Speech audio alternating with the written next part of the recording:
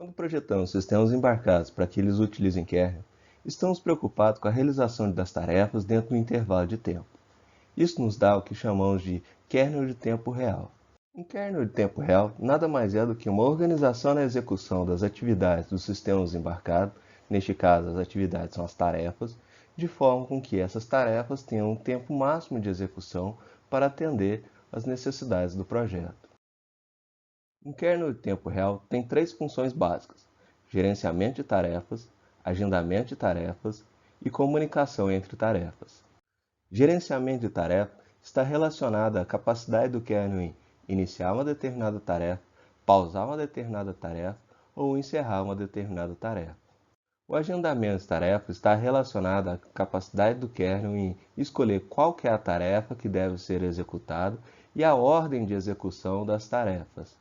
Para isso, o kernel cria uma lista de execução de tarefas baseada na prioridade de execução que é definida pelo projetista do sistema embarcado.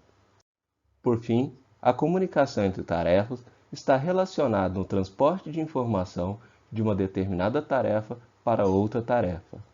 Dependendo do projeto do sistema embarcado, uma determinada tarefa pode necessitar do resultado ou, por exemplo, cálculos que outra tarefa realizou. A informação é transmitida, então, através do kernel, pelo processo de comunicação entre tarefas que o kernel provê.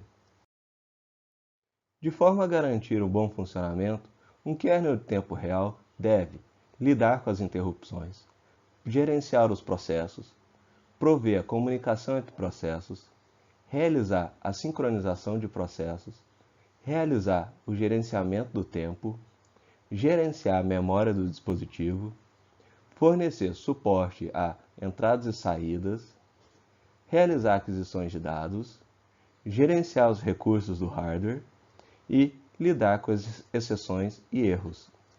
No caso de lidar com as interrupções, há a possibilidade de criarmos software interrupts, que são nada mais do que interrupções que não são controladas pelo hardware, mas sim por ações que as tarefas realizam. Essas interrupções são registradas pelo kernel e possibilitam a execução de tarefas em fora de ordem para atender às necessidades do projeto. Gerenciamento de processos está relacionado com o escalonamento de processos e o agendamento de execução das tarefas. A comunicação entre processos e a sincronização de processos estão relacionados e permite que o kernel, então, gerencie os processos para que eles realizem tarefas em conjunto. O gerenciamento do tempo está relacionado ao escalonamento de processos, o que permite o kernel, por exemplo, encerrar uma determinada tarefa para que outra mais crítica possa iniciar.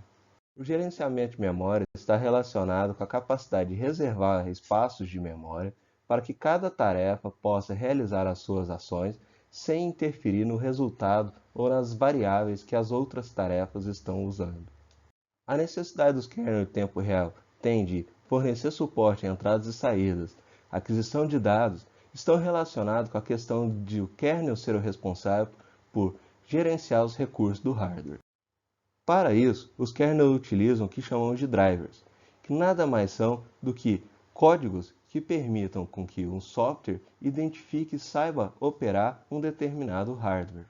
Quando estamos utilizando o kernel, o comum é a tarefa solicita ao kernel, que então solicita os recursos do driver, que executa as operações do hardware e devolve ao kernel o resultado obtido. Por sua vez, o kernel envia o resultado para a tarefa. Por fim, um kernel deve ser capaz de lidar com as exceções e os erros que as tarefas irão encontrar quando estiverem sendo executadas. Caso o sistema embarcado não consiga lidar de acordo com as exceções e os erros, pode acontecer do sistema embarcado travar, o que levará a falhas catastróficas, como, por exemplo, um veículo autônomo que não conseguirá identificar um objeto à frente e irá colidir com ele. Outras falhas de periculosidade menores também poderão ocorrer, como, por exemplo, um relógio se atrasar e não despertar no horário indicado. Agora que foi apresentado o funcionamento de kernel e o que é o kernel de tempo real, vamos verificar em tópicos futuros uma filosofia de programação que podemos utilizar no Arduino para tirarmos proveito dessa metodologia utilizando o kernel em sistemas embarcados.